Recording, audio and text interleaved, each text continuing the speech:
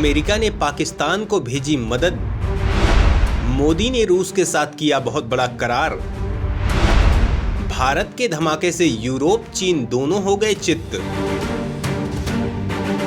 दोस्तों, दुनिया भर के देश भारत रूस की दोस्ती को तोड़ने में लगे हुए हैं। सुपर पावर अमेरिका भारत को रूस से दूर करने के लिए एड़ी चोटी का जोर लगा रहा है। वो भारत को लुभाने की हर कोशिश कर रहा है, लेकिन प्रधानमंत्री मोदी अमेरिका को जरूरत से ज्यादा महत्व नहीं दे रहे हैं। अमेरिका भारत को तमाम हथियार देने का वादा भी कर रहा है। वो चाहता है कि भारत रूस का साथ छोड़कर अमेरिका के साथ आए, लेकिन प्रधानमंत्री मोदी अमेरिका के साथ रिश्तों में एक निश्चित दूरी बनाकर चल रहे हैं। भारत चीन मामले में रूस के अपेक्षित सहयोग न मिलने के बाद भी भारत रूस से दूर नहीं हुआ है। अमेरिका के साम-दाम दंड-भेद की नीतियों के बाद भी भारत ने रूस से दूरियां बढ़ाने की जगह नजदीकियां बढ़ा ली हैं।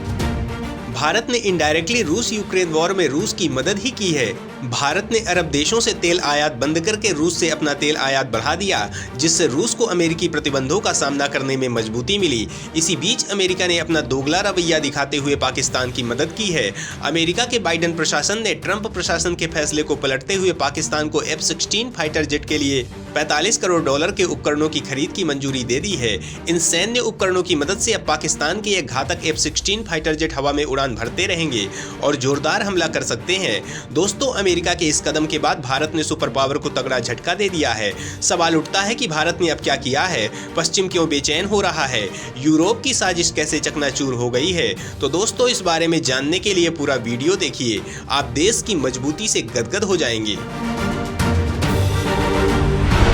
पुतिन मोदी की दोस्ती देखकर जल उठा चीन।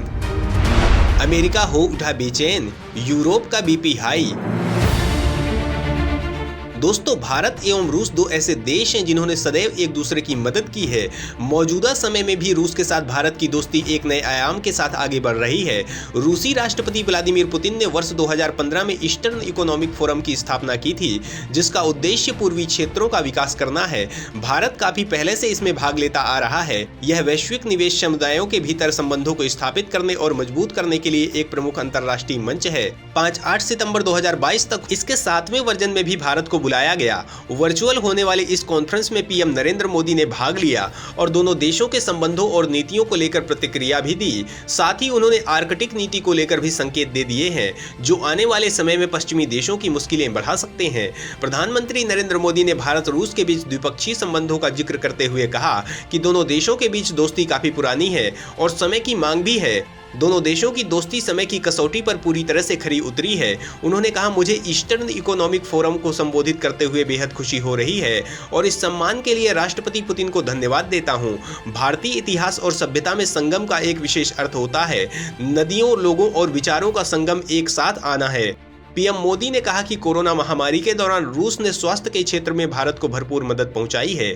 टीकाकरण के क्षेत्र में रूस के सहयोग को हमेशा याद किया जाएगा। पूर्वी आर्थिक मंच के समापन समारोह को वर्चुअल रूप से संबोधित करते हुए प्रधानमंत्री नरेंद्र मोदी ने रूस के 11वें पूर्वी क्षेत्रों के गवर्नरों को भारत आने का न्योता भी दिया।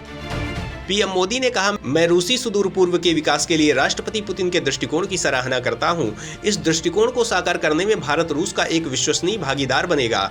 2019 में जब मैं फोरम में हिस्सा लेने के लिए व्लादिवोस्तोक गया था, मैंने सुदूर पूर्व नीति को लागू करने के लिए भारत की प्रतिबद्धता की घोषणा की थी। उन्होंने कहा, उस समय हमने भारत की एक्ट फॉर ईस्ट नीति की घोषणा की थी। परिणाम स्वरूप रशियन फॉर ईस्ट के साथ विभिन्न क्षेत्रों में भारत का सहयोग बढ़ा है। पीएम ने कहा, भारत आर्कटिक विषयों पर रूस के साथ अपनी भागीदारी को मजबूत करने के लिए इच्छुक है। ऊर्जा के क्षेत्र में सहयोग की अपार संभावनाएं हैं। ऊर्जा के साथ साथ भारत ने फार्मा, हीरो के क्षेत्र में भी रशियन फॉर ईस्ट में मजबूत निवेश किए हैं। दोस्तों, आर्कटिक के लिए दुनिया में लड़ाई क्यों छिड़ी है? पीएम ने क्या संकेत दिए हैं? तो दोस्तों, विकास की अनेक संभावनाएं समेटे आर्कटिक क्षेत्र ऊर्जा का नया भंडार है, जिस पर पूरी दुनिया की नजर टिकी हुई है। भारत भी आर्कटिक क्षेत्र को लेकर काफी उत्साहित है। दरअसल आर्कटिक क्षेत्र में न सिर्फ ऊर्जा संबंधी संभावनाएं हैं, बल्कि अन्य संसाधन भी विद्यमान हैं, जिसे लेकर देशों में होड़ लगनी आरंभ हो गई है। प्रधानमंत्री मोदी के भाषण के अनुसार यदि रूस और भारत एक साथ आते हैं तो एक ऐसा ब्लॉक तैयार हो सकता है जो पश्चिमी देशों की आधिपत्य को तोड़ सकता है।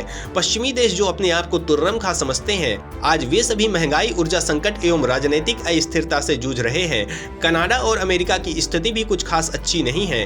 विकास की जड़त्व को प्राप्त कर चुके ये देश अब न सिर्फ विकास के क्रम में ढलान पर हैं, बल्कि बढ़ती हुई एशियाई शक्तियों ने इनकी परेशानियों को और बढ़ा दिया है। अगर भू राजनीतिक के दांवपेच को ध्यान से देखा जाए तो यूरोप अपनी समस्याओं से जूझ रहा है।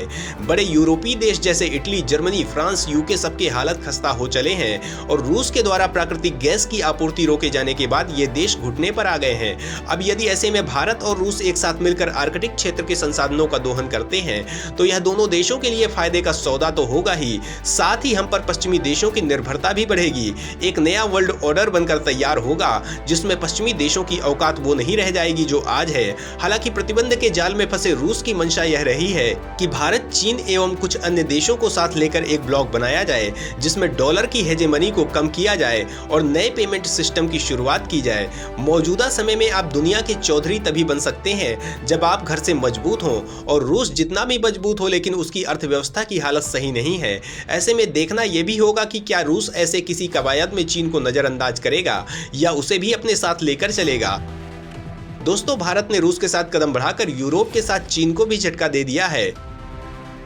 दोस्तों, व्लादिवोस्तोक रूस के पूर्व में स्थित एक पोर्ट सिटी है जो चीन और साउथ कोरिया से बॉर्डर साझा करती है। यह जगह ट्रांस सर्बियन रेलवे का टर्मिनल भी है जो इसे मॉस्को से जोड़ता है। रूस की राजधानी मॉस्को से अगर ट्रेन के जरिए यहाँ के लिए निकला जाए तो एक हफ्ते में व्लादिवोस्तोक पहुंचा जा सकता है। व्लादिवोस्तोक जापान के समुद्र के साथ तटीय सीमा साझा करता है। साथ ही यहाँ पर एक सेंट्रल स्क्वायर भी है। इस सेंट्रल स्क्वायर पर हर साल उन रूसी सैनिकों को श्रद्धांजलि दी जाती है जिन्होंने जापान के साथ युद्ध में अपनी जान गंवा दी थी। यहाँ से ईस्ट चाइना सी काफी पास है जिस पर चीन और जापान दोनों ही दावा ठोकते हैं। चीन हमेशा से संसाधनों से भरे पूरे हिस्से पर गंदी नजर रखता आया है, लेकिन चीन को करारी मात देने के लिए भारत ने चेन्नई व्लादिवोस्तोक मैरीटाइम कॉरिडोर का प्लान तैयार किया है। इस कॉरिडोर के जरिए तमिलनाडु की राजधानी चेन्नई को रूस के इस शहर से जोड़ना है। इस नए सी रूट के बाद रूस और भारत के बीच ट्रांसपोर्टेशन में 24 दिनों का समय ही लगेगा। अभी यूरोप के रास्ते आने वाले को भारत और रूस तक पहुंचने में 40 दिन का समय लग जाता है। साल 2019 में जब पीएम मोदी ने ईस्टर्न इकोनॉमिक फोरम में शिरकत की थी तो उसी समय इस पर चर्चा हुई थी। पीएम मोदी ने रूस के इस हिस्से के विकास के लिए $1 अरब की मदद देने का ऐलान किया था। तो दोस्तों, पीएम मोदी ने चीन को बेहद जोर का झटका दे दिया है जिसका रिएक्शन भी देना उनके बस की बात नहीं है।